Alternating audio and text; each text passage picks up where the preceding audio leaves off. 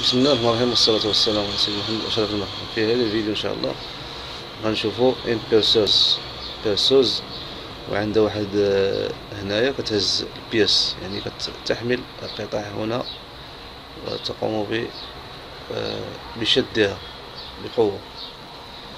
هنايا زيرو اتوندر يعني انتظار، ايطاب اكسيون انتظار.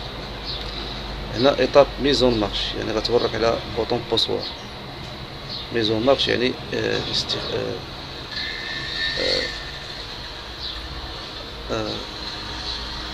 ميزون مارش يعني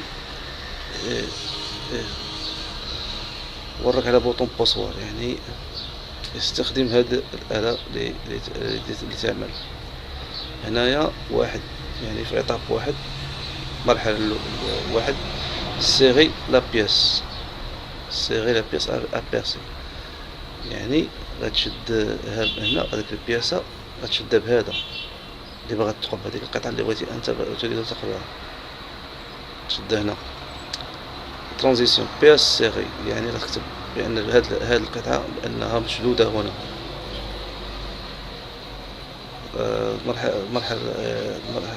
مرحلة الثانية بيغسي لا بياس، يعني هذا الثقب سيثقب هاد القطع المشدودة إلى هنا.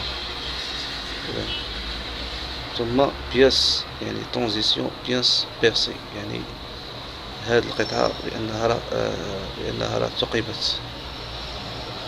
من بعد رقم 3 إطاب مرحلة ديسيغي لا بياس بيرسي، يعني ديسيغي لا بياس يعني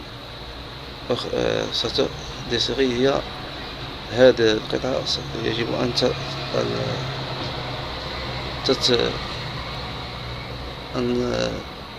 أن لا تبقى مشدودة إلى هنا، يعني ديسيغي لا بياس أبيرسي. القطعة المثقوبة لا يجب أن تبقى هنا مشدودة، يعني ديسيغي يعني يجب أن تنزل. بياس ديسيغي يعني هذه الآلة يعني والقطعة لم تعد مشدودة. من هنا عاوتاني إلى المرحلة إطاب إنيسيال. مفهوم دابا؟ voici une perceuse ici, attendre, étape action attendre, ensuite transition mise en marche, ensuite étape serrer la pièce à percer, transition action serrer la pièce à percer, première action 0, étape action attendre, ensuite transition mise en marche, ensuite étape action serrer la pièce à percer, transition pièce serrée, étape percer la pièce, transition pièce percée, étape desserrer la pièce à percer, transition pièce desserrée, ensuite l'étape initiale. مفهوم؟ يعني هنا انتظار، هنا استخدام الآلة، هنا serrer la pièce يعني شد الآلة لكي تثقب. بياس سيغي يعني بياس سيغي الآلة مشدودة إلى هنا بقوة. بيغسي لا بياس القطعة تثقب. بياس بيرسي قطعة مثقوبة هنا. ديسيغي لا بياس بيرسي يعني أطلق يعني قطعة مثقوبة. ثم بياس ديسيغي يعني هذه القطعة لم تعد مشدودة هنا، يجب أن تضعها. ثم إلى المرحلة إطاب إنيسيال وتعيد السيكل من جديد.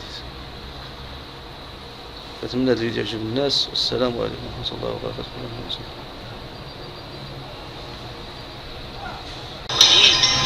Exactement comme ton arrière-grand-père quand il avait ton âge.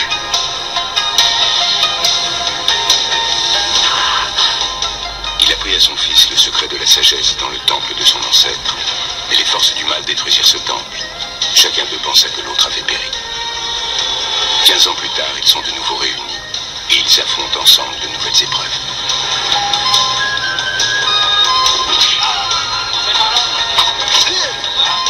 Son fils a grandi. Je ne suis pas comme mon père, je ne fais pas du kung-fu. Je suis de la police et je suis là pour faire ce que j'ai à faire.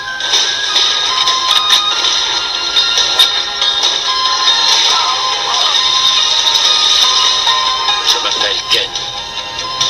On a besoin de moi.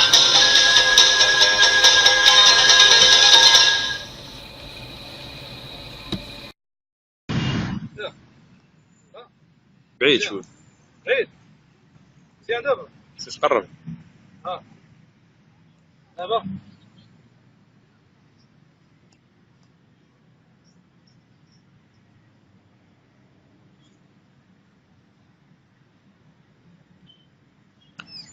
ستيفن سيجل ياك. والله صافي.